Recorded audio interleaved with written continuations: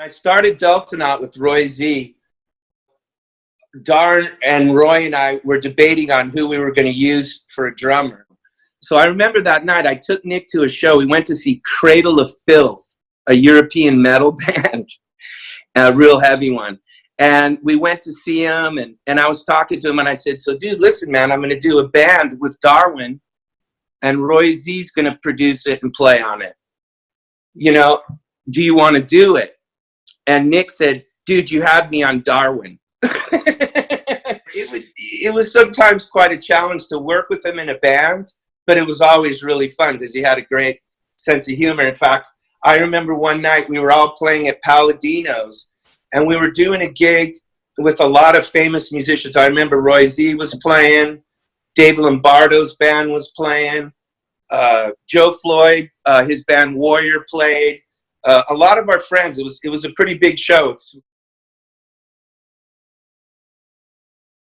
We go to do the gig. We're doing sound check and stuff. No Nick.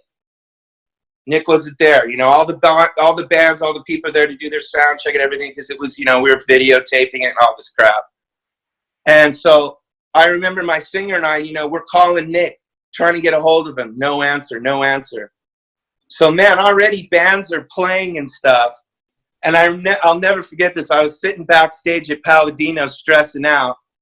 And I was sitting with Mark Bowles, great singer. He sang background on the Deltonaut CD.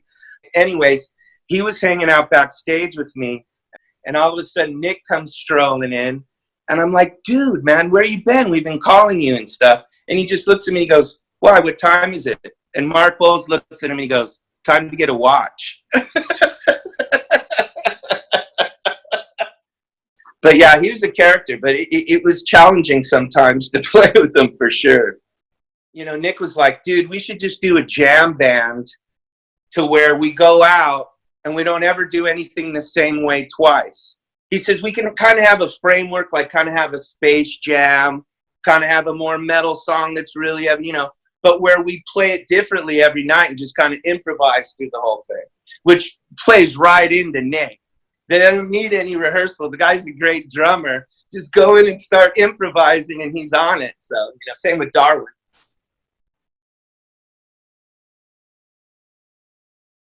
You know, you guys played in so many different bands and covered so many different songs, not only of your own, you know, cover songs. You guys got to the point where it was, you know, you almost didn't really need to rehearse or do anything. You could just do stuff. And it's exactly like John's saying. It's like Darwin, Nick, and I, man, like, every rehearsal we're coming up with new tunes because, you know, we were inspired playing together and we could just come up with stuff easily on the spot, just like you guys.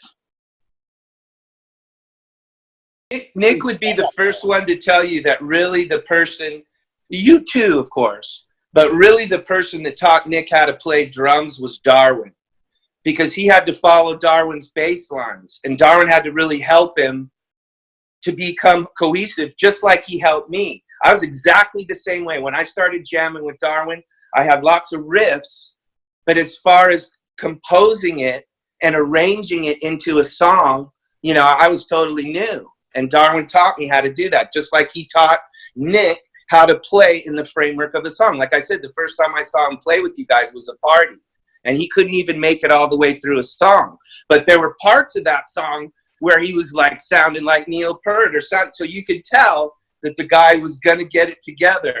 And I know he even told me that, you know, Darwin's one of the main reasons. And I feel the same way as far as a guitar player. You know, Darwin was my songwriting partner, and he really helped my playing.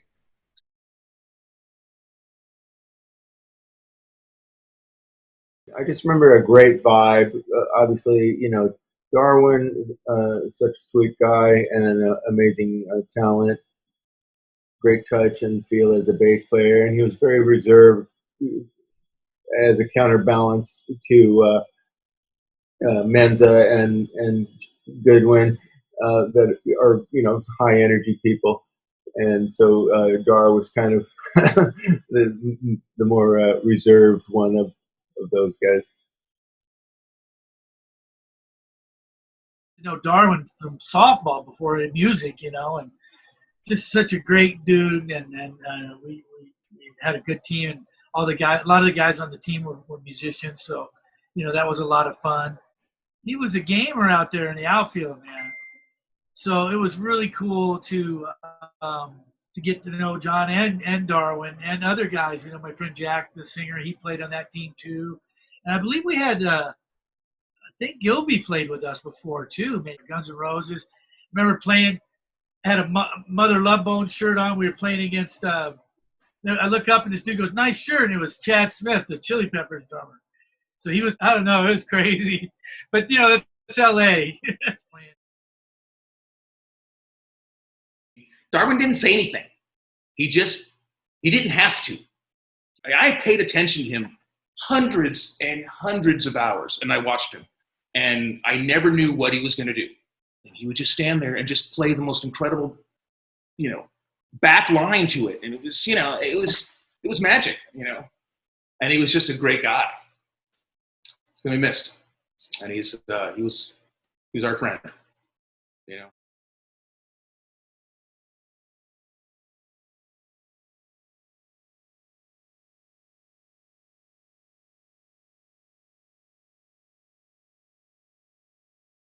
When Darwin finished high school, he went to UC Davis, but he would often come home and play with a band down here. Every now and then, I would be driving around from somewhere, shopping or something, and I would see Darwin. And I would say, "What are you doing down here?" And he would say, "Oh, I'm just down here for a little bit, Mom. We're playing with so-and-so." And there was somebody that he would visit.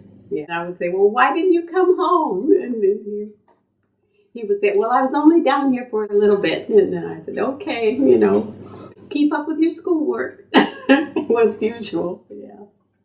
In his third year at Davis, and he had done very well, and he had passed the law sats. And we were really looking forward to, we thought Darwin would make a good lawyer because he enjoyed talking and he could understand everybody's point of view. And when you pass the law stats, that's a big deal, So we were very excited about that. But also, we wanted him to have a life that he enjoyed rather than one that we wanted for him. And he said to us, "I've done everything that you wanted me to do. Now I'm going to do what I want to do." So after that, we were not here for very long. We moved to Alabama. And it was time for him to have his own life. Darwin's father's family owns land now in Alabama. They originally came from North Carolina. His great-great-great-grandfather was a slave, was told by the slave owner if they walked his horses from North Carolina to Alabama, that he would give him 9 acres of land. And so they did. That was a long walk, of course, but they did walk the horses there and landed on this property that they still have in their family. And the 9 acres grew from 9 to 250 acres. For years it was 250. And then a few years ago, bought another 50 acres of that land. On that land now is a creek that was always there, and they rent the creek to a catfish farm. The other thing that they did on that land was sold trees to a paper factory, so that the trees were cut and then replanted along the road. That property is very instrumental in that community in New Bern, Alabama. The Black Methodist Church is on that property. There is a cemetery on that property that belongs to their family. Darwin's father is buried in that cemetery there. And I'm going to be buried there when it's my turn to go. And Darwin's ashes are going to be there in that area. I think that he chose the things that made him happy. I mean, even though it wasn't a lot of stuff that I would want him to do, I was happy that he chose the life that he did, that he didn't get involved in something that was illegal or to hurt his body in some way.